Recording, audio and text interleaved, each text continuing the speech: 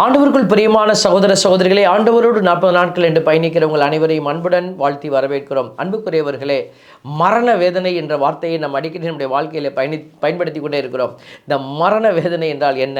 உங்களை பயமுறுத்துவதற்காக நாங்கள் இதையெல்லாம் சொல்லவில்லை. கடவுள் இதையெல்லாம் பாவத்தை குறித்தும் அதை குறித்து இதை குறித்தும் பேசி நம்மளை பயமுறுத்துகிறார்கள் என்று நீங்கள் நினைக்கக்கூடாது. நீங்கள் காப்பாற்றப்பட வேண்டும் என்பதற்காகத்தான் ஆண்டவர் இதையெல்லாம் உங்களுக்கு உணர்த்துகிறார். அன்புக்குரியவர்களே, மரண வேதனை என்பது இறந்து ஆன்மா அடைய உள்ள துன்பத்தை அடையாளப்படுத்துகிறது. திருத்தூதர் பணி 2:24 சொல்லுகிறது, கடவுள் அவரை மரண வேதனையின்றி விடுவித்து உயிர்த்தெழச் செய்தார் என்று. ஆண்டவருடைய இந்த வார்த்தையை நீங்கள் ஆழமாய் படித்து சிந்தித்து பாருங்கள்.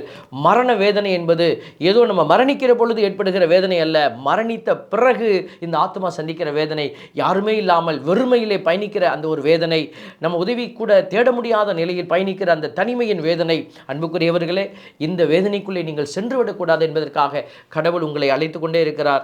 நீங்கள் இந்த உண்மையை உணர்ந்து ஆண்டவருக்குள் உங்களை காப்பாற்றிக் கொள்ள, உங்கள் உறவுகளை காப்பாற்ற நீங்கள் அழைக்கப்படுகிறீர்கள். உணர்ந்து பயணிக்க உங்களை அன்புடன் நாங்களும் அழைக்கிறோம். God bless you.